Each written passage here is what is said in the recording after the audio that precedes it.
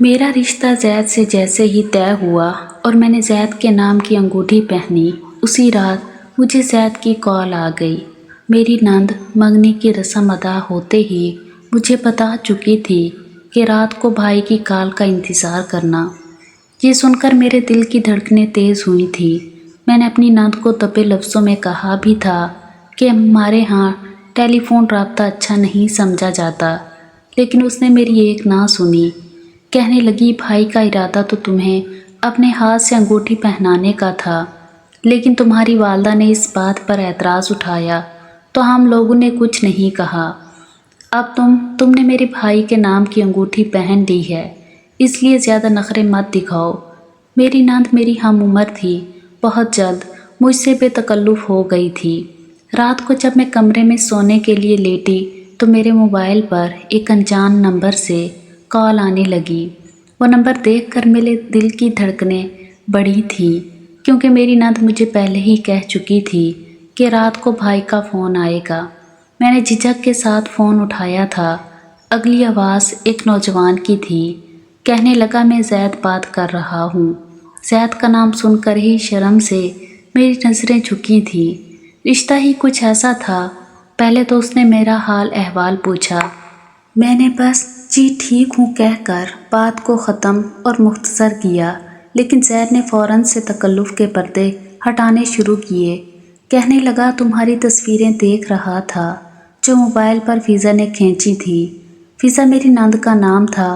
मंगनी की रस्म पर वो मेरी ढेरों तस्वीरें अपने मोबाइल पर खींच कर ले गई थी।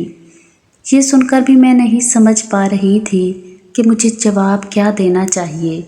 हमारे यहाँ तो कज़न्स में भी ज़्यादा बेतकल्फ़ी नहीं बरती जाती थी। लड़की की उम्र सन्ने बलूगत पर पहुँचती तो हमारी वालदा और चचियाँ मुमानिया सब अपनी बेटियों को समझाने लगती कि अब तुम बड़ी हो गई हो, अपने कज़न से फासला रखा करो।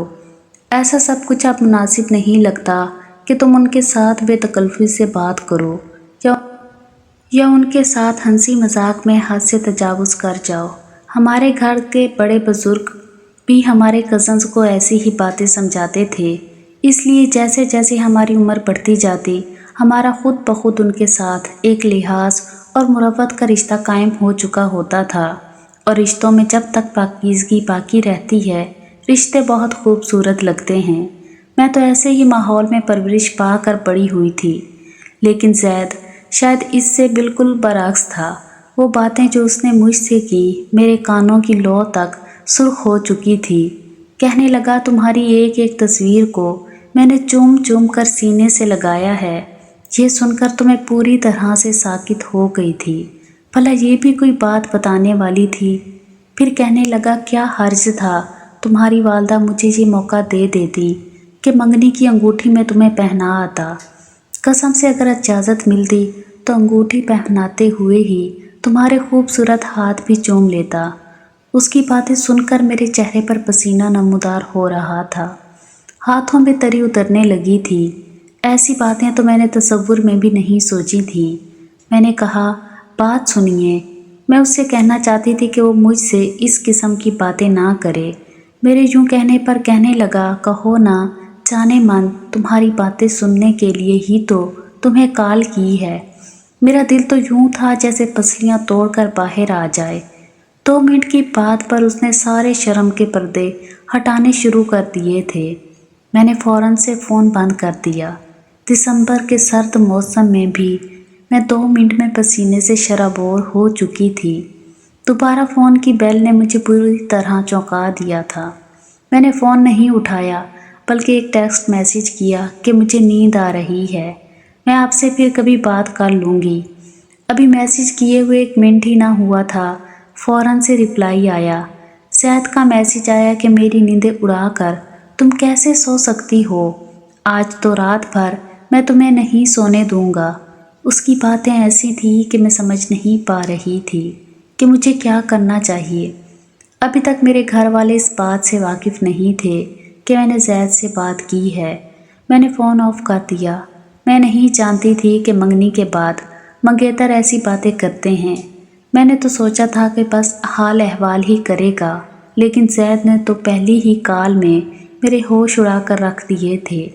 नींद तो खैर मुझे भी रात भर नहीं आई, उसकी बातें ही कुछ ऐसी थी। 6 माह बाद हमारी शादी तय हुई थी और मैं नहीं चाहती थी कि इन 6 माह में मैं ज़ैद की इस किस्म की बातें सुनूं, क्योंकि मैंने अपने घर की ख़वातीन से यही सुना था कि टेलीफोन राब्ते शादी के शुरू के दिनों का चार्म ख़त्म कर देते हैं और फिर मंगेतर का रिश्ता कोई शरई हैसियत नहीं रखता। बहुत सी कज़न्स की शादी आपस में हुई थी, लेकिन जब उनकी मंगनी हो जाती तो उन दोनों का आपस में राब्ता और सलाम दुआ भी ख़त्म कर दी जाती। यहाँ तक कि अगर कोई कज़न अपनी मंगेतर के घर जाता तो वो अपने कमरे में चली जाती, उससे पर्दा करती थी। मैं यहाँ पर बैठी ये सोच रही थी कि ज़ैद मेरा कज़न नहीं है, मेरे लिए बिल्कुल अनजान है। उसके बावजूद उसकी बातें ऐसी हैं कि मुनासिब नहीं समझती कि मुझे उससे बात करनी चाहिए। अगली रात उसका फिर से फ़ोन आ गया। मैं सोच चुकी थी कि इस बार उसे साफ कह दूंगी कि हमारे यहाँ ये सब अच्छा नहीं समझा जाता, लेकिन वो मेरी बात सुनता ही कब था। मेरी इस बात को भी उसने यूँ नज़रअंदाज किया जैसे उसे इस बात की उसके नज़दीक कोई अहमियत ही नहीं थी। वो तो अपनी बेताबियाँ बेचैनियाँ बयान करता तो मुझे तो अपने कानों से धुआं निकलता महसूस होने लगता। एक बार तो मैंने ज़ैद से कह दिया कि मुझे आपकी बातें गैर मुनासिब सी लगती हैं। वो कहने लगा तो तुम्हारा क्या ख्याल है, तो मंगेतर आपस में दो का पहाड़ा सुनाते हैं या सियासत पर बात करते हैं। जाने मन ऐसी ही बातें होती हैं, नींदें उड़ा देने वाली, चैन चुरा लेने वाली। मैंने कहा ज़ैद आप मुझे ऐसे लफ्ज़ों से मुखातिब मत किया करें, मुझे अच्छा नहीं लगता। वो कहने लगा क्यों अच्छा नहीं लगता, जाने मन, चलो जाने मन ना कहूँ तो स्वीट हार्ट कह दिया करूँ। मैं तो उसकी इस तरह की बातों से उकताने लगी थी। मैं तो अब ज़ैद से बात ना करने के बहाने ढूंढती थी। मैंने कह दिया था कि मेरी वालदा ने मुझे आपसे बात करते देख लिया है, सख्ती से डांटा है कि मैं आपसे बात ना करूं, क्योंकि हमारे यहाँ ये सब बुरा समझा जाता है। मेरी बात सुनकर वो कहने लगा मैं कुछ नहीं जानता, अगर तुमने मुझसे बात ना की तो मैं तुम्हारी वालदा से साफ कह दूंगा कि मेरी हमसफ़र से बात करवाएं, वरना मैं खुद उससे मिलने आ जाऊंगा। उसकी इस किस्म की बातें मुझे परेशान करने लगी थी, लेकिन जैसे जैसे वक्त गुजरने लगा ज़ैद की डिमांड्स बढ़ने लगी। कभी कहता कि मुझसे वीडियो कॉल पर बात करो, कभी कहता कि घर में कोई बहाना बनाकर मुझसे किसी रेस्टोरेंट में मिलने आ जाओ। एक बार तो ज़ैद की बात ने मुझे बुरी तरह से तपा कर रख दिया। कहने लगा तुम्हारे लिए मैंने खूबसूरत सी नाइटी ख़रीदी है वेडिंग नाइट के लिए, तुम उसे पहनकर बड़ी आफत लगोगी। उसकी इस बात ने मेरे कानों की लौ तक सुर्ख कर दी थी। मैंने कहा हर चीज़ की एक हद होती है ज़ैद, आप में ज़रा भी लिहाज नहीं। मैं आपकी बीवी नहीं हूँ, मंगेतर हूँ। मुझे आपकी इस तरह की बेबाक तारीफ़ अच्छी नहीं लगती। अव्वल तो आपको मुझसे बात ही नहीं करनी चाहिए, क्योंकि मंगेतर का रिश्ता शरई कोई हैसियत नहीं रखता, और फिर इस किस्म की वाहियात गुफ्तगू करते हुए आपको शर्म आनी चाहिए। ये कहते हुए मेरे लहजा बुलंद हो गया था। ज़ैद भी गुस्से से कहने लगा ये किस लहजे में बात कर रही हो तुम मुझसे, ऐसी भी कौन सी बेहयाई कर दी है मैंने तुम्हारे साथ। मैंने फ़ोन ही गुस्से से बंद कर दिया। मैंने अब ये किया कि फ़ोन उठाना ही छोड़ दिया। 15 दिन हो गए मैंने ज़ैद की एक कॉल भी वसूल नहीं की। ठीक 15 दिन के बाद मेरी सास आ गई, कहने लगी हमें शादी की जल्दी है। मेरी वालदा कहने लगी कि मंगनी पर 6 माह की बात तय हुई थी, हमारी तो तैयारी भी मुकम्मल नहीं हुई। वो कहने लगी कि बस कुछ मसाइल ऐसे पैदा हो गए हैं कि हमें शादी 1 माह के अंदर अंदर चाहिए। ये सुनकर मेरी वालदा परेशान थी। वालिद भी कहने लगे कि आखिर ऐसा भी क्या मसला हो गया, लेकिन वो ये बात नहीं बता रही थी। कहने लगी कि कुछ घरेलू मसाइल हैं, बस आप हमें जल्द अज जल्द शादी दे दें। मेरे वालिद ने जब चचा और ताया से मशवरा किया तो उन्होंने कहा कि शादी तो तुम्हें करनी ही है। अगर वो लोग खुद इतनी चाहत दिखा रहे हैं तो उनके कुछ मसाइल भी हैं, तो कर दो शादी। मेरे वालिद ने इस बात पर हामी भर ली। उसके बाद ज़ैद की कोई कॉल नहीं आई। 1 माह का वक्त भी बड़ी तेज़ी से गुजरा। मेरी शादी का दिन भी आन पहुंचा, लेकिन निकाह के बाद जब मुझे ज़ैद के साथ बिठाया गया तो ज़ैद का मूड बेहद ऑफ था। میں یہ سمجھ نہیں پا رہی تھی کہ آخر اسے کیا ہوا ہے۔ جیسے ہی رخصت ہو کر میں اپنے سسرال پہنچی، مجھے زید کے کمرے میں بٹھایا گیا۔ میرے دل کی دھڑکنیں بے حد تیز تھیں۔ جس طرح کی باتیں زید مجھ سے فون پر کرتا تھا، ظاہر ہے آج بھی اس کی بےتابیاں عروج پر ہونی تھیں۔ جیسے ہی وہ کمرے میں داخل ہوا، کمرے کا دروازہ بند کر کے لاک کیا، اسی طرح میرا دل کسی نے مٹھی میں دبوچا ہو۔ لیکن وہ میرے پاس آیا ہی نہیں، اس نے میری طرف نظر بھی نہیں اٹھائی تھی۔ آج کی ساری تیاری میں نے اسی کے لیے تو کی تھی۔ وہ سیدھا الماری کے پاس گیا، اپنے کپڑے نکال کر واش روم میں چلا گیا۔ جب واپس آیا تو عام لباس میں تھا۔ اس کے بعد مجھے دیکھے بغیر وہ کمرے سے منہ موڑ کر بالکنی میں چلا گیا۔ اس کے بعد وہ کمرے میں نہیں آیا۔ مسلسل 2 گھنٹے میں اس کا انتظار کرتی رہی، لیکن میں تھک چکی تھی، اس لیے میں اٹھ کر بالکنی میں چلی گئی۔ وہ وہاں بیٹھا سگریٹ پی رہا تھا، چہرے پر بڑے سخت تاثرات تھے۔ میں نے کہا، زید آپ یہاں کیا کر رہے ہیں؟ اس نے میری طرف مڑ کر نہیں دیکھا۔ کہنے لگا، تمہیں اس بات سے کیا مطلب ہے؟ بڑا روکھا سا لہجہ تھا۔ میں نے کہا، میں بیٹھے بیٹھے تھک چکی ہوں۔ میری بات سن کر کہنے لگا، تو میں نے تمہیں کب کہا کہ بیٹھی رہو؟ ارے بھائی جاؤ کپڑے بدلو، جا کر سو جاؤ۔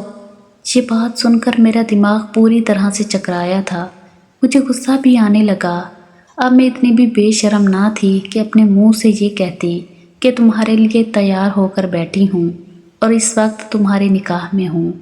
بغیر نکاح کے تو بڑی بےتابیاں دکھاتے تھے، اور اب لیکن میں کہہ نہیں پائی۔ ہاں لیکن یہ ضرور تھا کہ آج میری خواہش تھی کہ وہ میری تعریف کرتا، اپنی محبت کا اظہار کرتا۔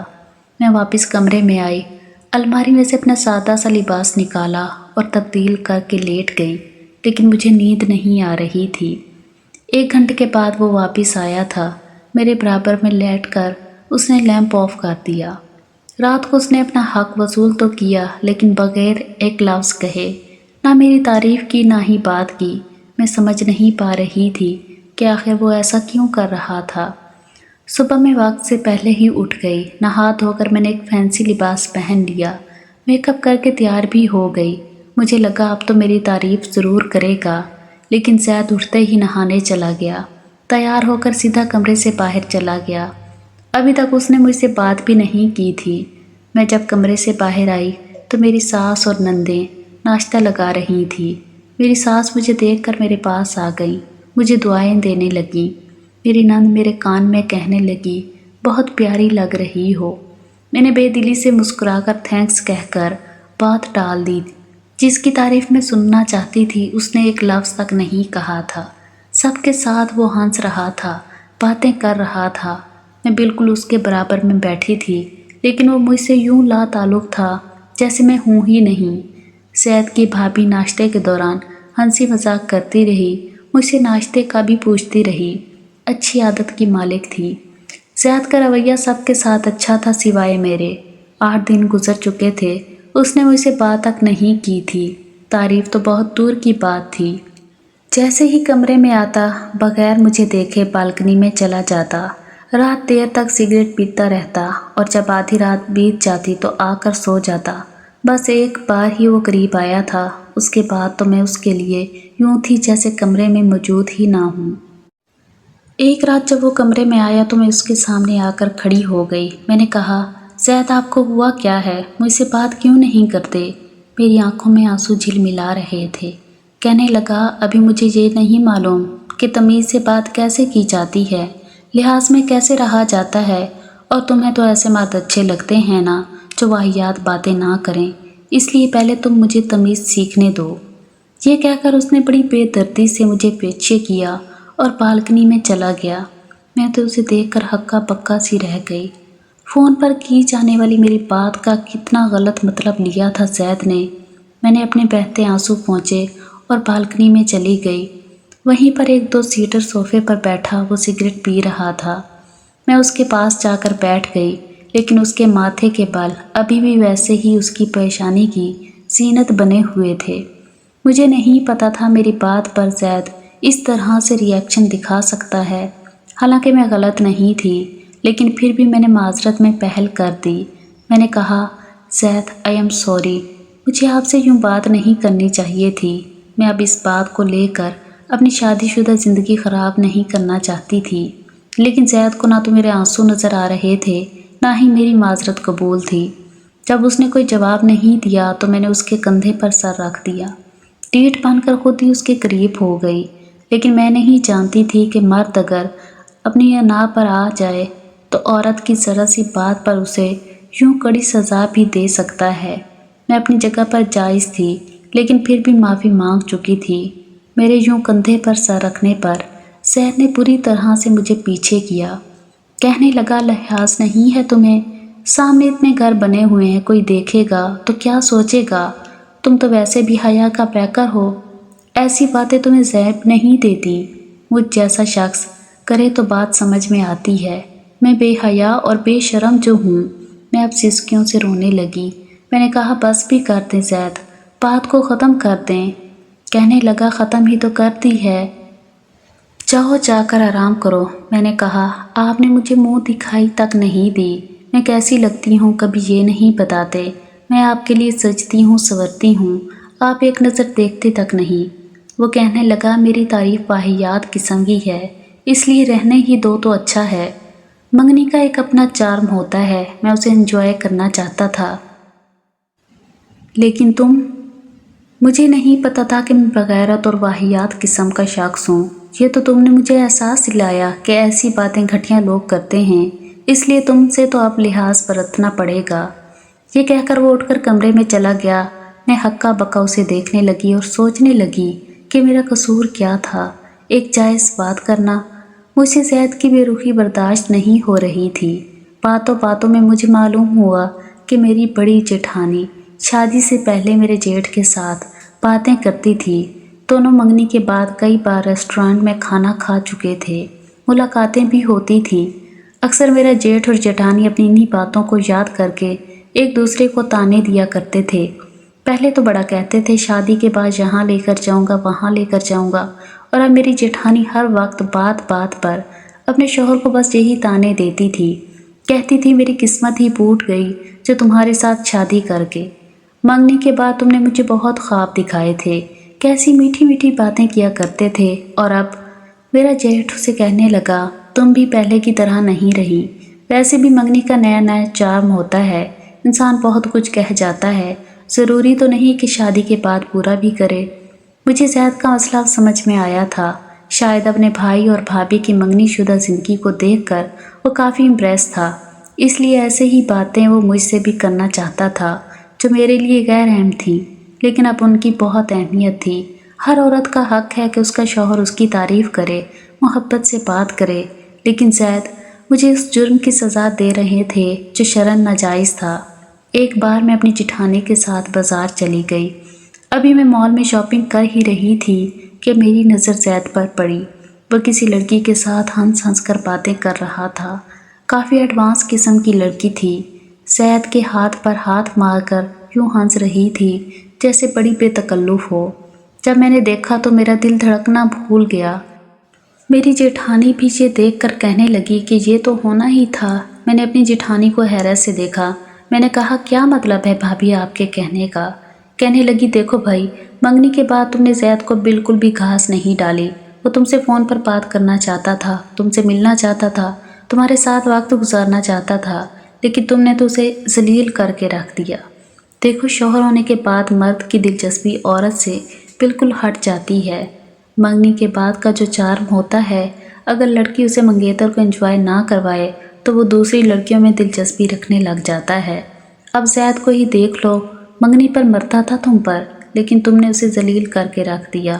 اب دیکھ لو اس کا انجام کیا ہو رہا ہے۔ میں تو اپنی جیٹھانی کی بات سن کر ہی پریشان سی ہو گئی اور یہ سوچنے لگی کہ کیا مجھے منگنی جیسے غیر شرعی رشتے میں بے حیائی کرنی چاہیے تھی۔ میں نے تو ہمیشہ پاکیزگی کا درس سنا تھا۔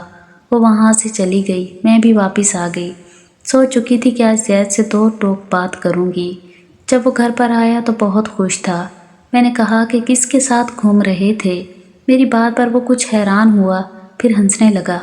کہنے لگا، یونیورسٹی کی ایک لڑکی مل گئی تھی، بس اس سے تھوڑی دیر انجوائے کر لیا۔ اب ہم جیسے بدتمیز تو ایسے ہی ہوتے ہیں، तुम्हारी तरह तमीज़दार नहीं हूँ ना, इसीलिए, वरना अपनी क्लास फेलो से बात ही ना करता। मैंने कहा कि आप ठीक कह रहे हैं, मुझे भी ऐसा हो जाना चाहिए। मैं भी यूनिवर्सिटी में लड़कों के साथ ही पढ़ती रही हूँ, लेकिन मेरे माँ बाप की ये गलती थी कि उन्होंने मुझे नकाब और पर्दे में वहाँ भेजा था। मैंने किसी भी लड़के से फजूल बात नहीं की, क्योंकि मुझे यही सिखाया गया था कि गैर महरम से बग़ैर किसी मजबूरी के बात ना की जाए। लेकिन शायद वो गलत थे, मैं भी गलत थी, जो आज तक अपनी नज़रों की हिफाजत करती रही, खुद को छुपा के रखती रही, सिर्फ इसलिए कि मैं ये समझती थी कि मेरी हर चीज़ पर मेरे शौहर का हक है। लेकिन नहीं, मैं गलत थी। ठीक तो आप हैं जो लाइफ को एंजॉय करना जानते हैं। आप स्कूल लाइफ को, कॉलेज लाइफ को, यूनिवर्सिटी लाइफ को, यहाँ तक कि मंगनी के बाद की लाइफ को भी जो मैंने आपकी ख़राब कर दी। मुझे भी यही करना चाहिए था। यूनिवर्सिटी में लड़कों से हंस हंस कर बातें करनी चाहिए थी, अपना आप छुपाने की बजाय दिखाना चाहिए था। अगर ऐसा करती तो आज मेरे भी बहुत से लड़के दोस्त होते, जो कभी मुझे किसी मॉल में मिल जाते तो मैं एंजॉय कर लेती, और मुझे उनसे हर किस्म की बात करने की आदत होती, तो शायद मैं मंगनी के बाद आपकी हर बात का हंसकर जवाब देती। काश मैंने दीन को नहीं, माशरे को देखा होता, उसे अहमियत दी होती, तो बिल्कुल आपकी तरह ये कहकर मैं अपनी जगह पर जाकर लेट गई और अपनी साइड का लैंप ऑफ कर दिया। लेकिन जैद की साइड का लैंप चल रहा था। वो बैठ के ग्राउंड से टेक लगाए न जाने क्या सोच रहा था, लेकिन मुझे नींद आने लगी। कुछ ही देर में मैं सो चुकी थी। अगले रोज़ जैद के कुछ यूनिवर्सिटी के दोस्त घर में मिलने के लिए आ गए। मैंने जब ये देखा तो एक अच्छा सा फैंसी सा लिबास निकाला, पहना, खूब मेकअप किया, अपने लंबे घने बाल भी खुले छोड़ दिए।